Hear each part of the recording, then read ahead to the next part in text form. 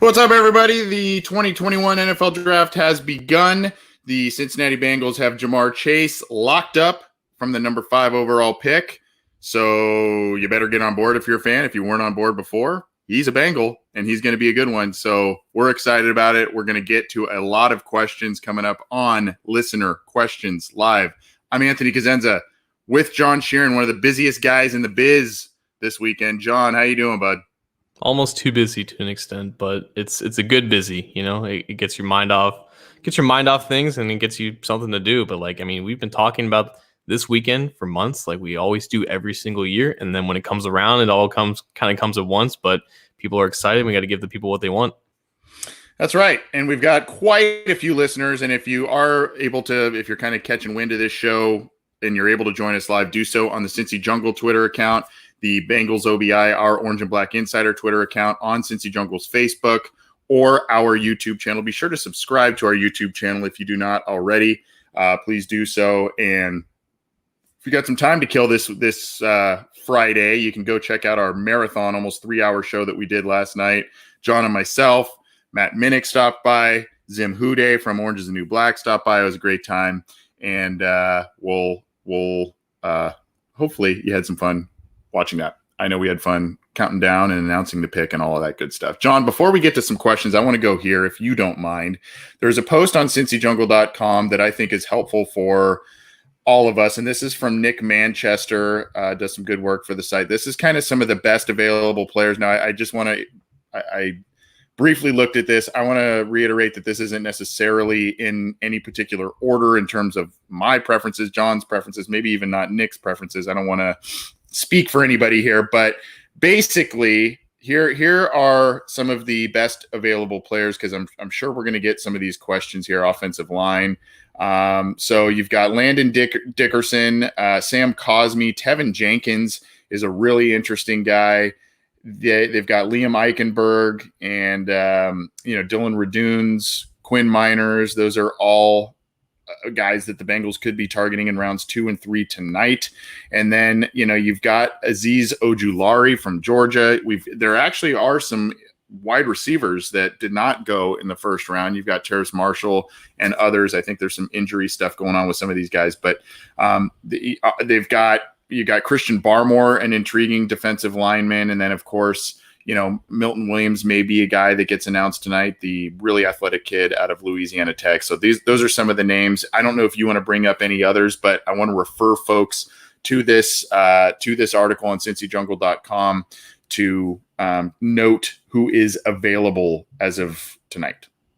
Yeah, I mean, you can look at any mock draft right now that has the first round adjusted or already locked in. So there's second and third round mocks where it's using the best players available right now. And you can basically just identify any offensive lineman that's projected to be picked anytime tonight.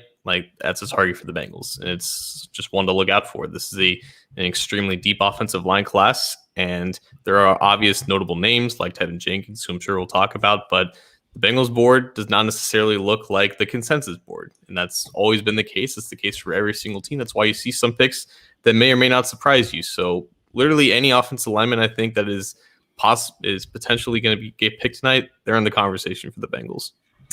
I am rocking 78 old Munoz shirt here because I'm thinking the Bengals go offensive line, and my boy Anthony Munoz is announcing the 3rd round pick. Means Cameron of the black-owned outerwear that has been collaborating with the Cincinnati Bengals will be announcing their 2nd round pick. So 2 exciting players to be announced by some great people tonight. So we're excited about that. John, why don't you kick us off? We're a few minutes in here. Why don't you kick us off? You put out a tweet. I know you got a lot of responses to it. I'm going to put you on the spot and kick us off with our first question, if you don't mind, good sir.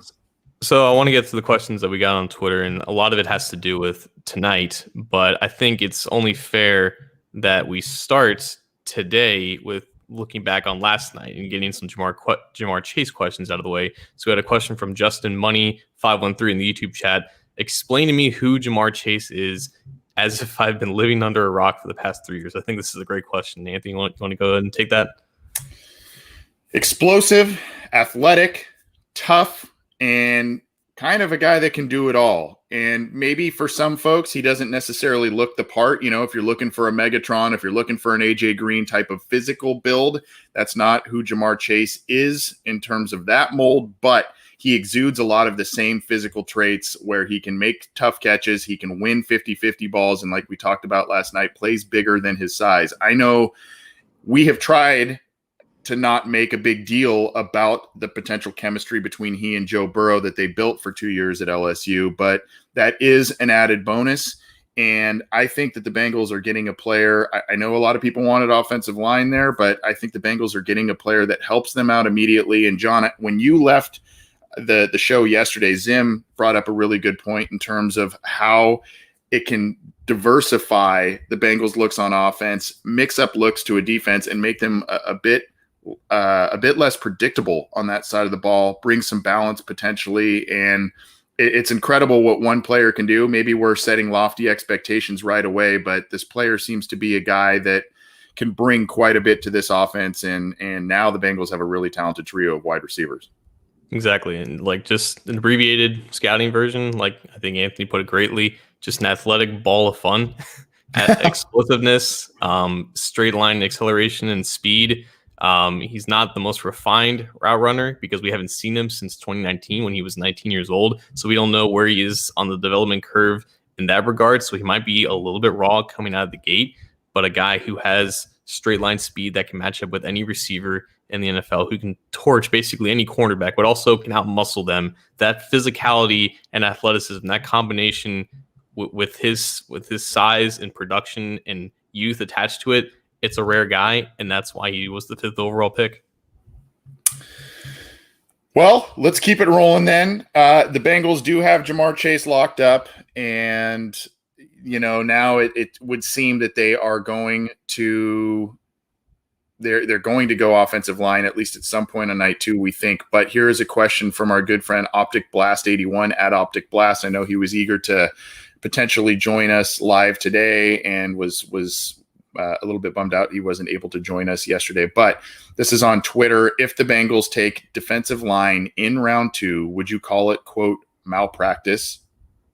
Or do you think there will still be plenty of guys to fix the line in rounds 3 and 4? Well, I think I said this last night. I think the Bengals will probably double dip at wide receiver and offensive line within their first 4 to 5 picks. That's just probably 5 is a little bit more realistic because they're probably going to add in an edge rusher or a defensive lineman in my estimation there. But I would not be surprised to see another wide receiver to add with Chase, and then the Bengals maybe either double dip tonight, maybe it's round 2, round 4, whatever at offensive line. But I think that would cause, for better or for worse, and whatever you may think about it, it may cause quite a stir among the national media, the talking heads, that sort of thing.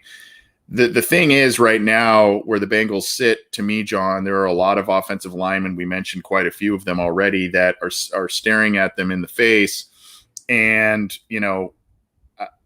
I just think round 2 is probably where you want to get a guy that is either your plug and play starter at right guard, a guy you're grooming as a tackle, a guy who could be a spot starter right now and then develop into a full-time starter. I just think round 2, I know you don't want to reach either, but I think round 2 is where the Bengals should be going at offensive line. They could wait to 3, maybe some more guys fall, but I think some of then you're getting into the Walker Littles who have limited tape, that sort of thing, and you're kind of rolling the dice a little bit. It's not malpractice because it's entirely possible that a defensive lineman is just their top player on the board. Mm-hmm. I know people don't want to admit it, but Jamar Chase was rated higher on their board than Penei Sewell, and that's ultimately one of the reasons why, if not the main reason why they went that route. I think Christian Barmore has got a lot of buzz as, the consensus best defensive tackle in this class, and he fell out of the first round because there are questions about how he can take the coaching and some other subjective things that we never really know how to kind of react to it. We don't really know what it means. It's just a lot of vague information, but it apparently has some weight if he's falling out of the first 32 picks. If they feel like that they can, light a fire under him and get the most out of him, it would make perfect sense that he could be the top player on their board, and that's just how it goes. But I think there was a point made on Twitter to me earlier that said, like, if you buy into this belief that this offensive line class is as deep as it is, then you shouldn't feel forced to take one in round 2 if you still have a lot of guys that you would feel comfortable drafting in round 3 when you're staring in the face of a potentially a first round prospect at another position. I don't think that's malpractice, but like you said, it's not gonna be well received by the consensus, I guess. It will definitely be questioned for sure if the Bengals do not go offensive line in round 2. I mean, now I think it's a completely different conversation if they don't go offensive line at all on night 2. I mean, we're talking second or third round. That's a completely different conversation. But I mean, I understand, and I'm eager for them to get an offensive lineman. This is a deep class that needs to be noted.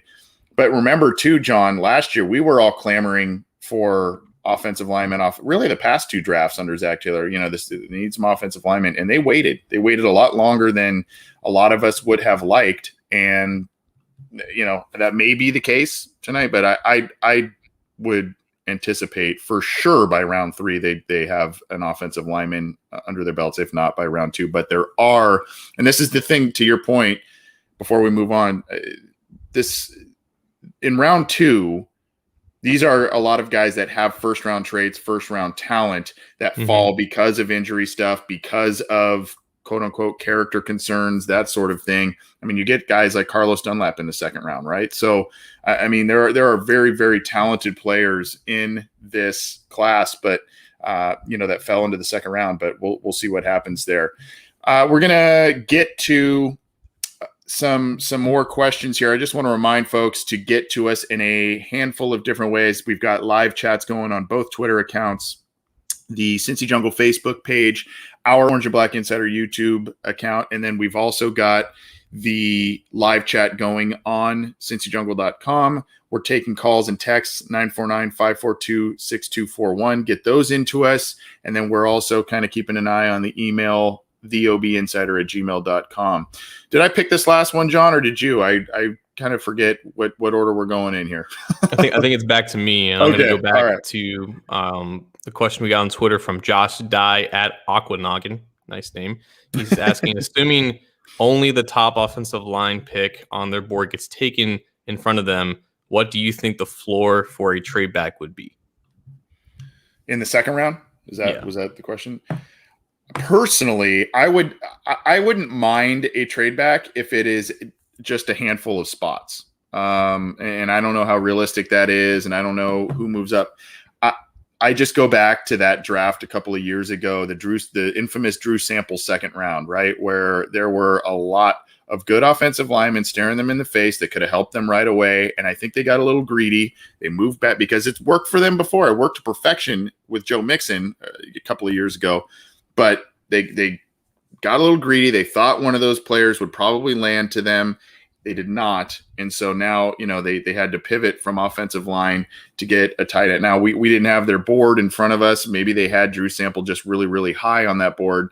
But I don't think, you know, a lot of teams had Drew Sample as a fringe first round or, you know, a first round type of talent. I think he could develop into a good player for this team for sure. But I mean, I think if the Bengals can get another pick within those mid rounds, move back a couple of spots, then you're still able to get one of these offensive linemen and, you know, collect another pick, help yourself out with a wide receiver, another defensive lineman on maybe day 3, that sort of thing. This team needs premier talent, and it needs premier talent on the offensive line. There are a lot of guys there, but I just hope they don't get too greedy if there is a trade offer and they miss out on some big names. So I think if they do trade back,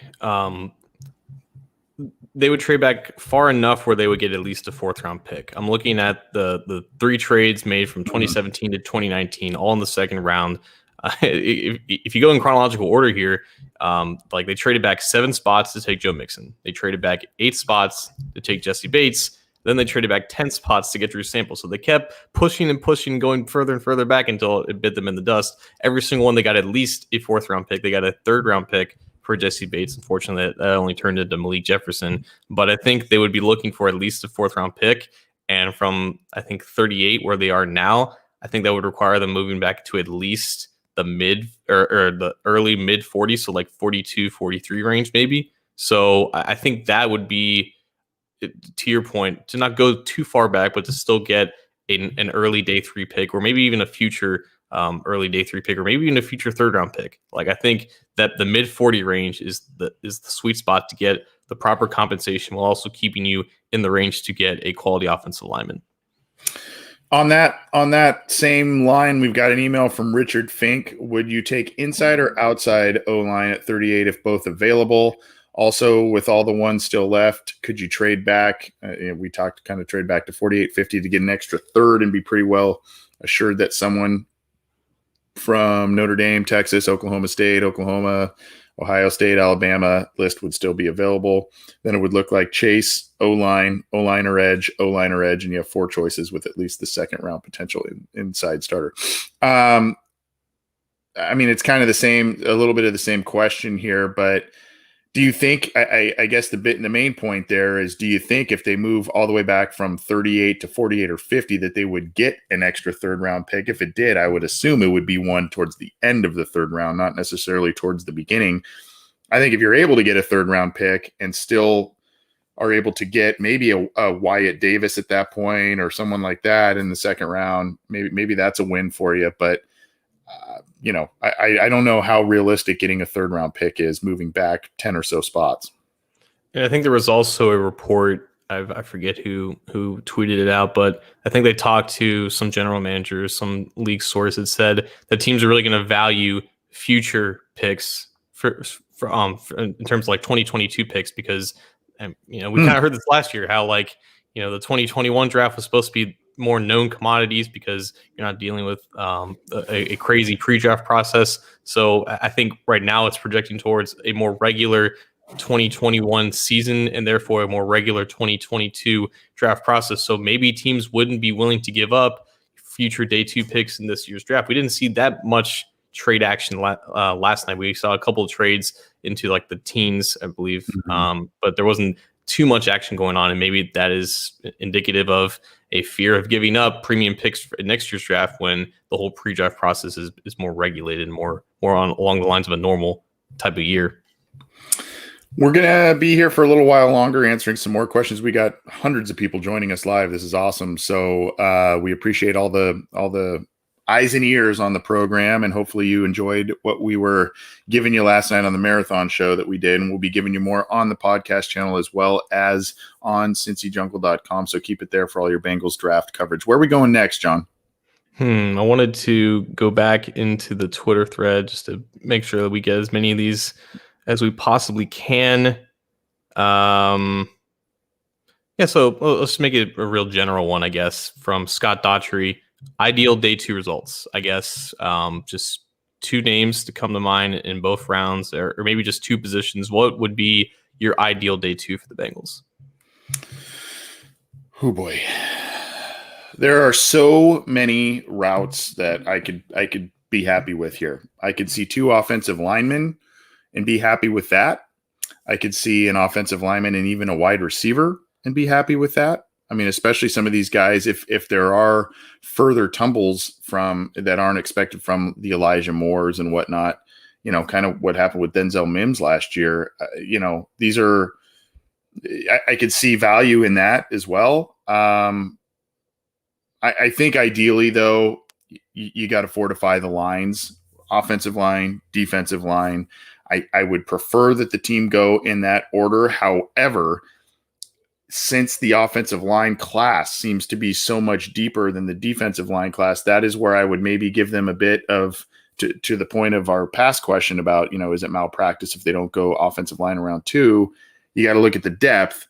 And if you look at some of these guys that are in the defensive interior, if that's the route you want to go, maybe edge rusher, there's a little bit of a thinner class than there is in terms of offensive line talent. So I think, ideally, I guess if we're looking for specific names, I like Tevin Jenkins. I like Liam Eichenberg as offensive line options for this team. The guys that can get maybe Cosme, guys that can give you guard tackle versatility. And then, maybe I don't think Christian Barmore will be there in the 3rd round. Maybe a Milton Williams, a Jay Tufele, or an edge rusher that's out there that could help you out. That would be my ideal. If they're able to get all of that and still, move back and get a pick maybe on day 3, that would be extra icing on the cake for me. I think that in general, like just the ideal plan would just to get a solid starter on offensive line and a solid pass rusher, because that just it takes care of two needs with two picks. If they double down on offensive line, no one should complain. You're just taking advantage of a great class, and you're basically punting on defensive line until next year. But that makes sense because there's now a lot of great edge rushers that are left. I think that was something that happened last night. That like you had Peyton Turner and Joe Tryon go off the board late in the round that helped push some offensive line into round two. So you just kind of have to go with that. And if you can take advantage of the remaining talent offensive line, you might as well do that. But I think ideally you get a quality offensive lineman at the right guard or right tackle for the future, and a quality pass rusher at either three technique or edge rusher. Whatever rounds you see fit to do that, fine. But it's going to be best to evaluate it when it's all said and done. Agreed. And before we move on to some more questions, we're going to be here a little bit longer answering all of your draft questions, your Bengals questions. I think we're going to talk a little bit about Symbol, John, the partner of our program. And I'm going to pull up a graphic for everybody here. They've probably seen it before, but it is the stock market for sports where you can trade sports teams like stocks. I don't know. I have not looked. I don't know if the Sim Bengals value is still at $25. I'm looking at it right now, man. It's not 25. Okay. What is it at now? It is at $57.23. It has grown astronomically, even from yesterday. We told you guys to get on Sim Bengals, to get on Symbol and invest in Sim Bengals before they took Jamar Chase. Now it's up a little bit. Woo. Well, we got to probably get a new graphic here. The $25 a share is a little bit misleading, and I think maybe some interest in the team and what they did specifically last night is pushing that up, and that's how you play the stock market, right? You buy low, you sell high. So if you got in on the ground level, I don't want to call it insider trading because that'll probably get us in trouble. But if you got in early where you got around that $25 a share, you made yourself some money and potentially will be making yourself more money, but it's still, you can still get in here. The address SIMBULL. So it sounds like Symbol, but it's spelled a little differently. .app/OBI. You use the promo code OBI and you get a $10 deposit bonus when you sign up. So go to it. A fun add to your fantasy sports lineup if you're a fantasy football player, if you are a sports bettor, a gambler, that sort of thing. This is a little bit different than that. This is more like the stock market, but a fun add to your slate as well. Anything else you want to tell us about Symbol, John? That blows me away. What would you say it was? 57? $57 right now. Ooh. I don't know where that ranks amongst NFL teams. I think if it's not the highest, it's one of the highest.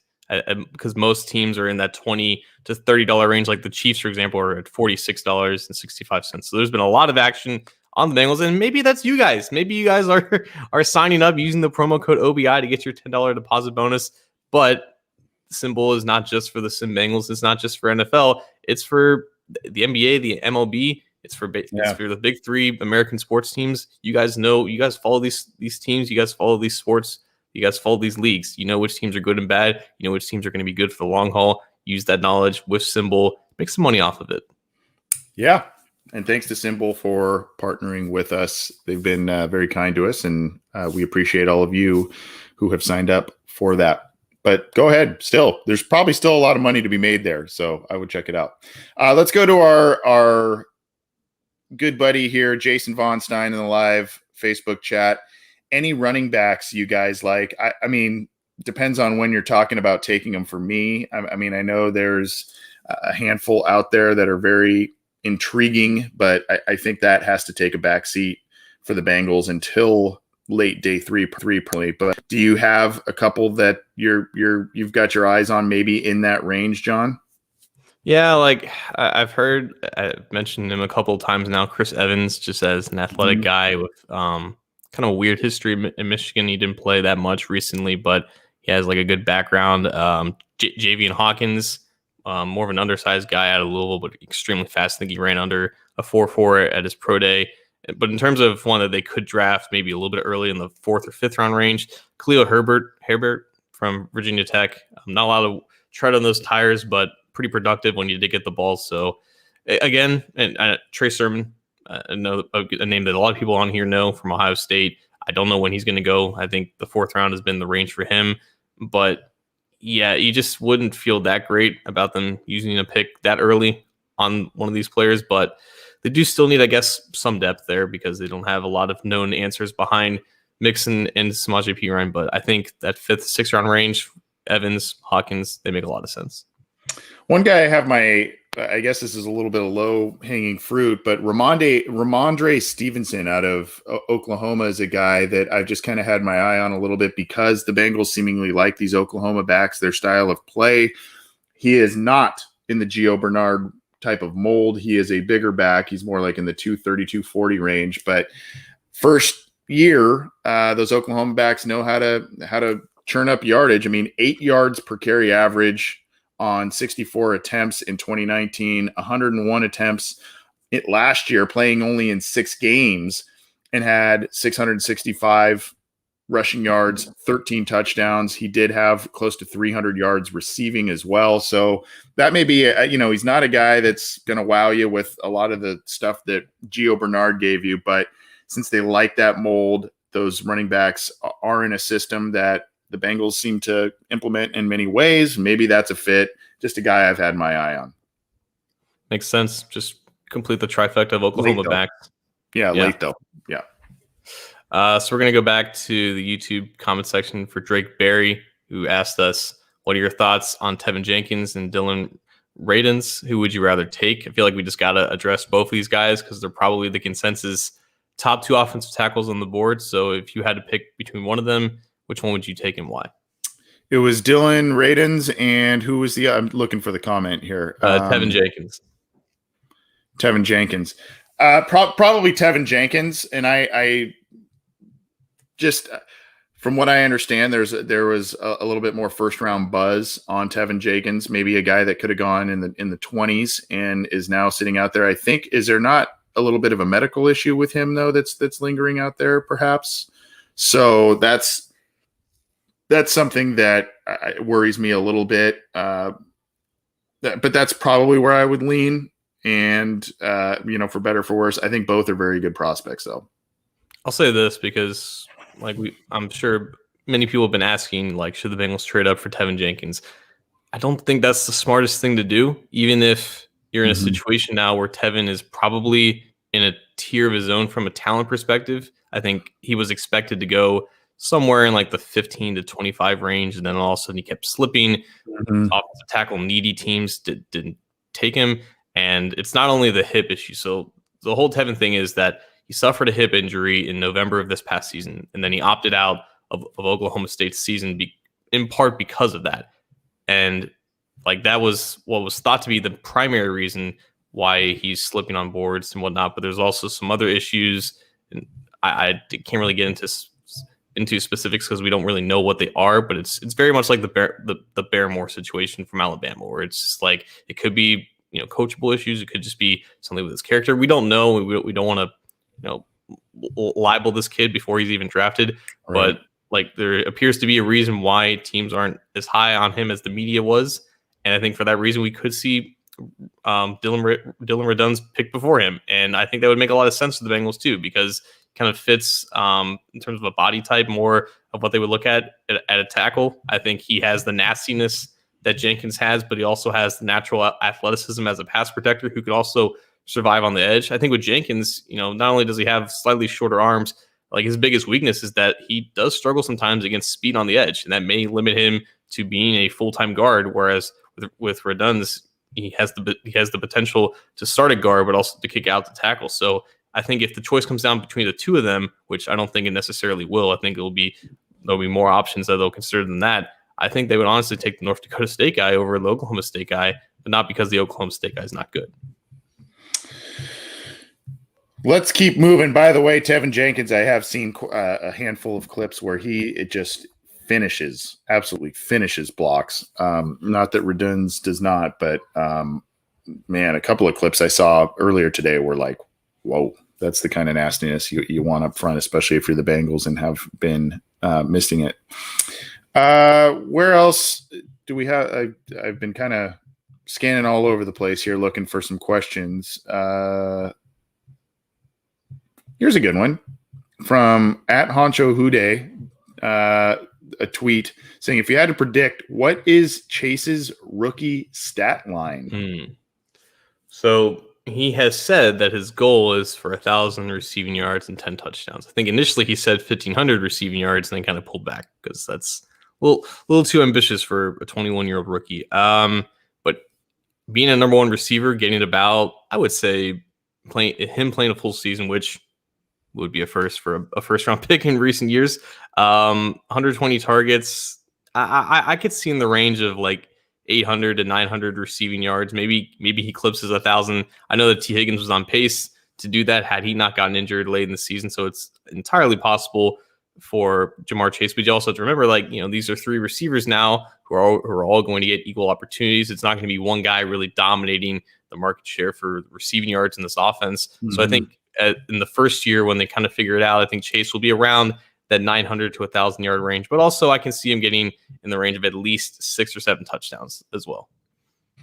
I would agree with you. I don't know that we're looking at necessarily the super eye-popping numbers from just Chase, because I think they are going to spread the ball around a lot, not only because of who Joe Burrow is and that he goes through his progressions and likes to get a lot of different players involved, but that was also something that was part of the Rams offense, right? I mean, when they had Robert Woods and other players in here, I'm looking at it here, the Robert Woods and Brandon Cooks. I mean, when you look at that Super Bowl year, Robert Woods' stat line, 86 catches, 1,219 yards, 6 touchdowns. Brandon Cooks, 80 catches, 1,204 yards, 5 touchdowns. I mean, it's like mirror image. So, I could see some of that going on maybe between Chase and Higgins in terms of mirrored stats. Of course, Tyler Boyd's going to be involved. I mean, I think between the three of them, you're gonna have a massive amount of production.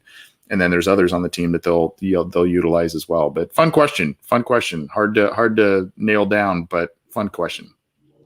That question does remind me to another question that I was going to get to earlier, and now I don't see it in the comments section. We can blame StreamYard for not going all the way back, but I remember what it was. I just don't remember who asked it. So if you asked this question and you're still here, I'm sorry if I forgot your name. But the question was, where would you slot the trio of Chase, Boyd, and Higgins and for the entire NFL in terms of wide receiver trios?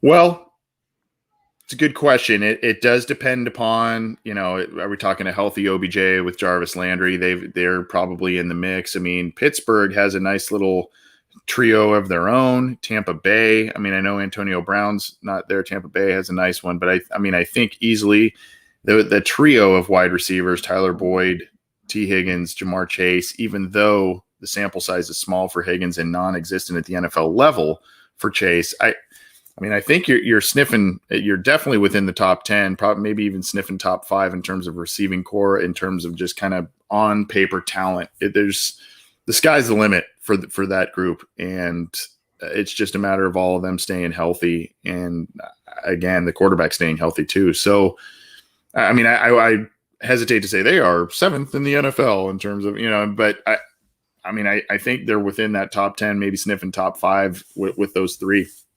So it's weird because there are a handful of teams that have dominant 1-2 options. I think Tampa Bay comes to mind with Evans and Godwin. Minnesota has Justin Jefferson and Adam Thielen, and there are a couple other teams as well. But in terms of teams that have 3, in terms of just trios, if you had to include all 3 receivers and add that into the equation, Dallas comes to mind because they have CD, Gallup, and Amari Cooper.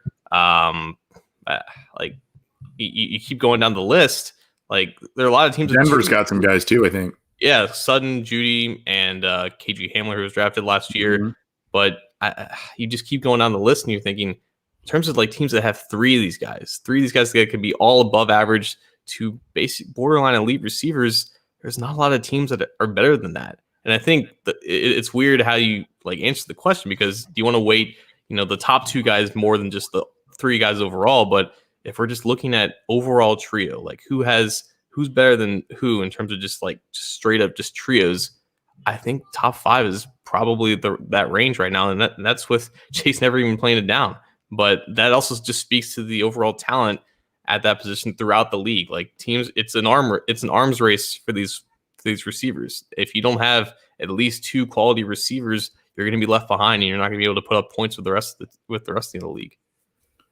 This brings me kind of to another question. I guess it's kind of sort of my own, and one that's kind of been thrown out there a bit since Jamar Chase has been rumored to be the Bengals pick. He is now the Bengals pick. There was a video I kind of just tweeted out for fun that I saw early today on the NFL Network that was, Joe Burrow, Joe Mixon, like all these talented guys. I know the Bengals have work to do on both lines, and there are still a number of picks to be made over the next 2 days. But this was something that kind of came to mind, and I know some people are talking about it. What does this do to Zach Taylor's seat in terms of it being hot, this pick of Chase? Because now in his 3 drafts as Bengals head coach, every first round pick has been an offensive player. The last 2 has been a franchise quarterback and probably what looks to be a franchise wide receiver. And he's trying to execute this plan. You would think then with all of this weaponry that he's got now, being Zach Taylor, I think the seat got even a little hotter with that officially being the pick, and the fact that the Bengals are saying, hey, we've got this offense. We've let you do your thing. You better put up points and wins. That's just kind of a thought I had, and I know this is maybe going to start to gain some momentum over the spring and summer. I mean, from what I heard is that like Chase was Zach Taylor's preference, and it makes total sense because implementing Chase into the offense gives you an opportunity to fast track the progress that this offense can make and that this offense can be. And I think now that he has his 3 receivers, he has the personnel to run the offense that he wants. Like his seat is hot because he got exactly what he wanted, right? Like we talked about with Lou Anarumo, there was so much investment at that side of the ball. And we're thinking, okay, Lou Anarumo's got his guys, he's got his personnel, he's low on excuses now. Like he has to produce. The same thing goes with Zach Taylor. So this is perfect for what Zach Taylor needs and probably wants, but at the same time, the expectations are higher now. Like he has to put up results because he has the personnel to do it. We'll see what happens. I mean, this team, the interesting dynamic of this team and how it's currently constructed is that it has so many like exciting players, college all-stars, Heisman. I mean, like all of these just mega names that are on this team now, and there's just not a lot of wins to show for it right now. So I know a lot of these players are still very young and or have not played it down yet for the Bengals, but they got to start winning some football games no matter how exciting these offensive weapons are and whatnot. Where are we going next, John? I think I just kind of arbitrarily threw a collective question together there. So where are we going next? I was going to do the same to you in a couple minutes, but okay. Let's go to Robert Obrick in Facebook. Will they be able to afford Chase and Higgins on the same team in the few years? Yes. I think so. The salary cap's going to go up. The Bengals value that position group. They draft it high. They pay it well when guys perform. I think I'd have to go back. I think Hushmanzada, for sure Hushmanzada and Johnson both received contract extensions with the team to stick around and were paid pretty well. I think Johnson's was record-setting at the time in some ways, if I remember correctly. So I think so. But what do you sacrifice at the expense of doing that? Are you not able to sign a Jonah Williams? Should he become the next great tackle in the NFL? Are you not able to re-sign some of these linebackers down the road that end up maybe becoming good players for you? I don't know. But I think if Chase and Higgins not only prove to be healthy, but also are extremely productive, then yes, I think they make room for those guys because they've done that in the past. 3 years is a long time in the NFL. To have Chase, Higgins, Boyd, Mixon, Jonah, and Burrow all under contract for 3 years, that in itself is long-term stability in the NFL. That's rare as hell. There's so much turnover at every position in the NFL that it's so rare to see that level of continuity for multiple years. So can they afford him? Sure. Will they have to? No, they don't have to. Like they can lose a T. Higgins, they can keep a Jamar Chase, who at that point is going to be the true number one receiver, and they'll still be fine. Like, don't worry about that in 3 years. Like this team needs to win now, and they have some sense of long term stability because 3 years in the NFL is long term. So I don't really care if they can or can't afford him in 3 years. They have a plan for right now, and that plan can't last for another 3 years when Joe Burrow is still on a rookie contract. That's a great point. And, that it does seem, though, that all of these contracts will kind of be coming at a head in the next, especially the big time one with Burrow, should he continue to look every bit the part of a franchise quarterback.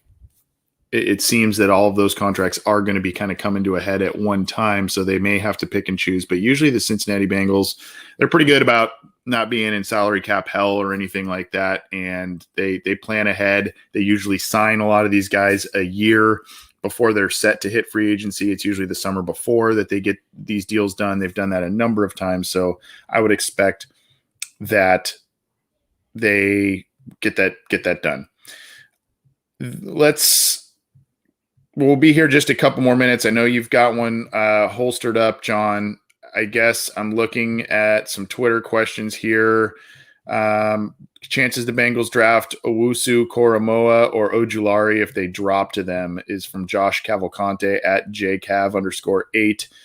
And again, there's not a round specified, but I would think that, Ojulari was a guy I know they showed him a little bit a couple of times on the telecast last night. That may be a guy that, goes pretty early tonight. So I don't know if this is maybe specific to round 2, but I think Ojulari has to be in that discussion at 38 if the Bengals are indeed inclined to go on defense with that pick.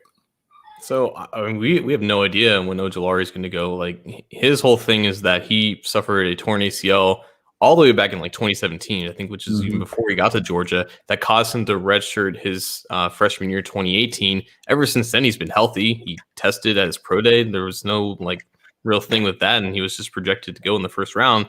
All of a sudden, it starts leaking into the media that the teams are worried about his long-term health.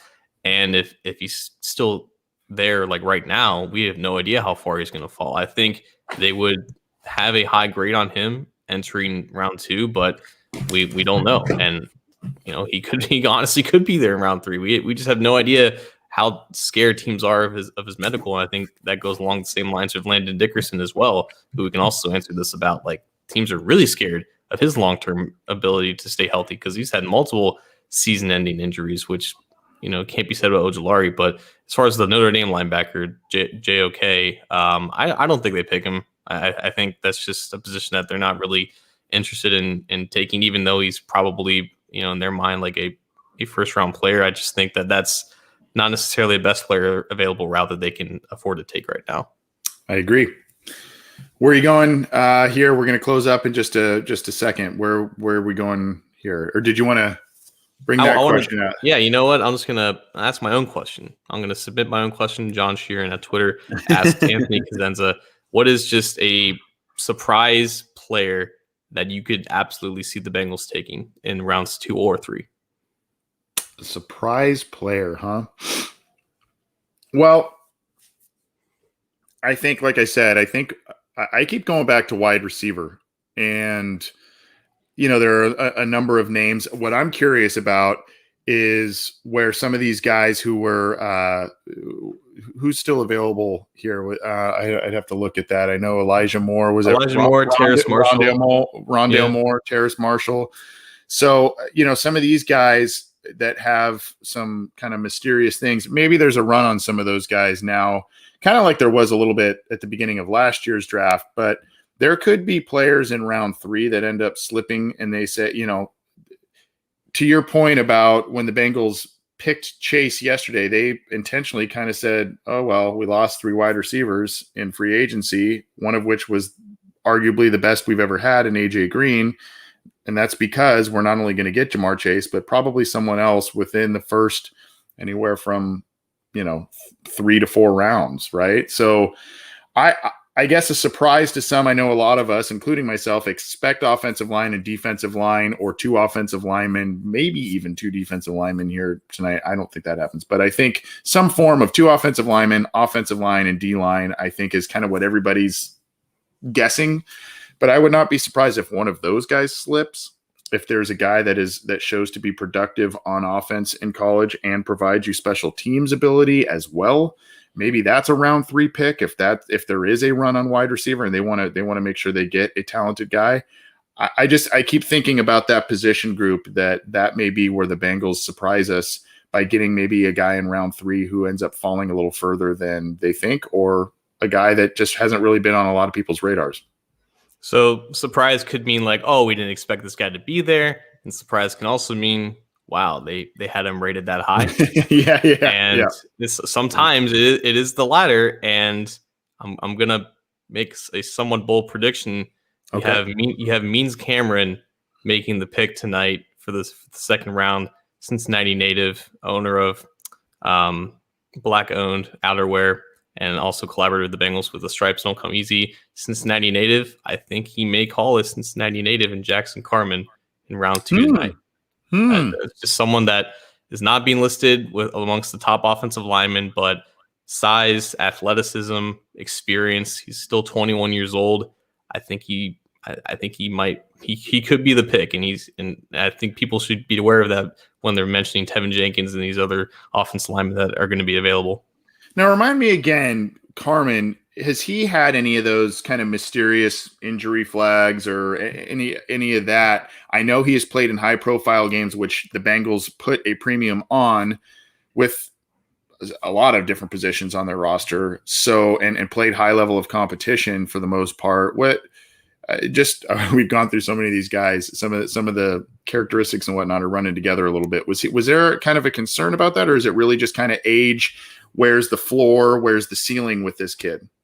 So he did have back surgery in January, and he did not work out because of that. But he has been working out with Paul Alexander. Obviously, the Bengals still value his opinion, and he's been working out with a bunch of young offensive linemen with the work that he does. But yeah, so he did not test, and that's not great. But also, you have to remember that I think for at least 4 of the Bengals picks last year, they did also not test at either the combine or the pro day. So there is precedent to take a player this high without known athleticism data behind them. Well, that's also one of those things where you go, is this with the depth of the class, some of those injury/medical concerns, is this even a guy who goes top around 3? I mean, that may be where they draft him. We don't know, but I just think that he could very well be a part of the conversation. At guard, probably too. Yeah, that's a great point, man. That's a great point for sure.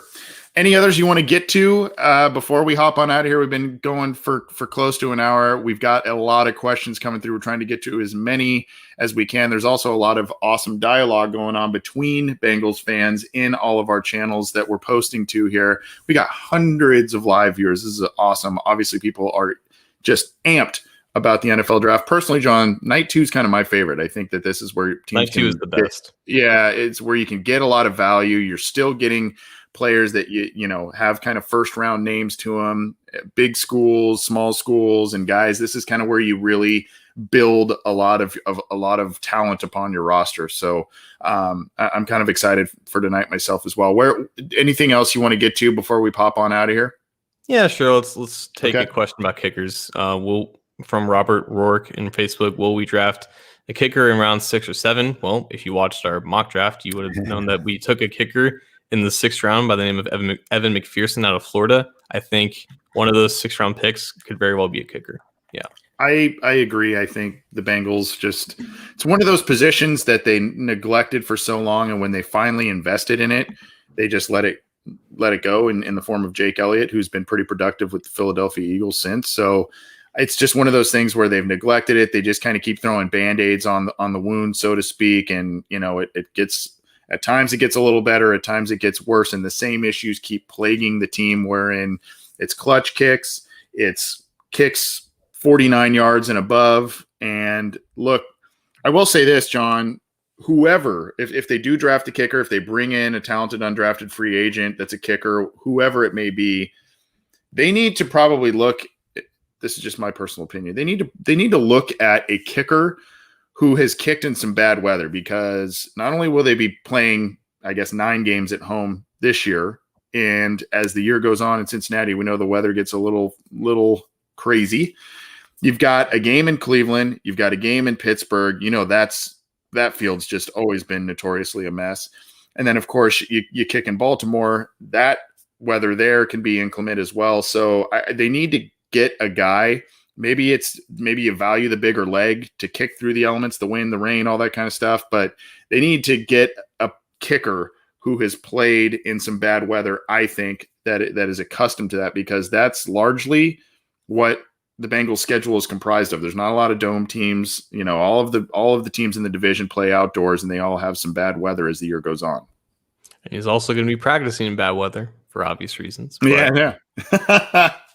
I see a little zing, zing. I like it. It's college kickers, man. It's hard to tell sometimes, but yeah, like that's just the nature of drafting the kickers. Sometimes you just don't know. Right. Well, we're going to get out of here, guys. We're going to try and get to some reactions. We're not going to do, I don't think we're going to do the live stream of the picks tonight. There's just a ton going on, but we wanted to get this where your voices could be heard on the listener questions live, and you guys can chat amongst yourselves and talk about the draft. Hopefully you have enjoyed not only our coverage, but what the NFL draft has and the Bengals have done with their 1 pick. Hopefully you've enjoyed all of that, and hopefully you've kept your eyes to cincyjungle.com for all the news, opinions, analysis, everything. John, thanks for hopping on, man. I know this was a little bit last minute, but we had some great responses here. What do you want to leave us with, my friend? So I got some not so great news today. A family friend of or just a close family friends of ours, they had a dog. His name was Rudy, and he was named after Rudy Johnson. He was born in 2006, and he unfortunately passed away today, I think at the age of 15. He was a little Bichon Frise, little pup, and I never had a dog. My parents were, at least my mom was allergic to them, so we weren't really allowed to have one. So I spent a lot of time at that house, and I spent a lot of time with that dog, and that was always like the dog that I had growing up. I could always say that, like, I don't have a dog, but like Rudy, he's kind of my dog. We called him Stu. We don't really know why we started calling him Stu, but he was Rudy, and he was named after Rudy Johnson. Rudy had a brother. His name was Boomer, named after Boomer Esiason. But yeah, so like that family, like they're the reason why I became a Bengals fan in the first place.